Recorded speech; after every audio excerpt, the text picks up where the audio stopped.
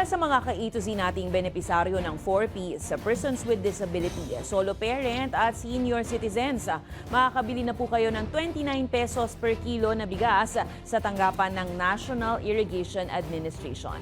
Pero para sa ilang grupo ng mga magsasaka, kukulangin ito gayong may iba pang sektor na nangangailangan din ng abot kayang presyo ng bigas. Si Ian Maghanoy, may balitang A to Z.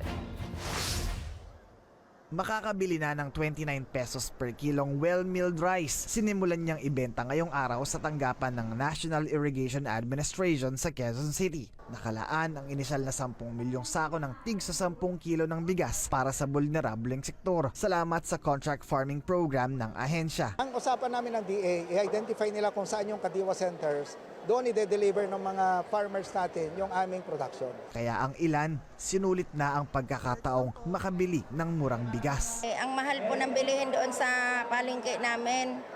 Ngayon yung bigas po doon, umaabot po na po ng 70 isang kilo. Ang pinakamababa po doon, 55. Sulit po, masyadong mababa, mura.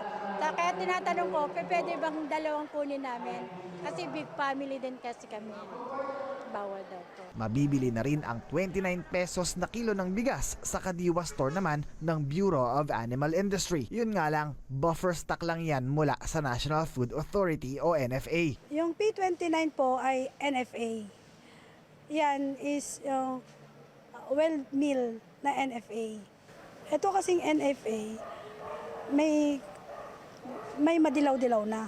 Yung P29 kasi, may pagkadurog. Buwelta naman ng Bantay Bigas para tunay na makatulong sa publiko ang gobyerno, dapat ay hindi limitahan sa vulnerable sector ang murang bigas. Dalhin niya sa palengke at gawin niyang sustained. Hindi yung pang palabas lang na pakita sa mamamayang Pilipino, oy may 29 pesos per kilo pero nandun lang sa very, very limited areas. Dapat din daw, lakihan ang lupang sakahan na sakop ng contract farming program. Sobrang limited yun dahil ang pinagyayabang nila ay yung 40,000 hectares. No, dapat lahat isama niya yung mga magsasaka doon sa kanyang programa na subsidize ang production cost, pag-ensure doon sa mga irrigation, pag-ensure sa mga transportasyon papunta dito sa mga palengke, hindi lang sa Kadiwa centers. Scale up natin ito.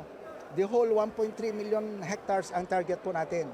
So, magsisimula na po kami nitong October, mararamdaman na po natin yung pagbabago ng production natin.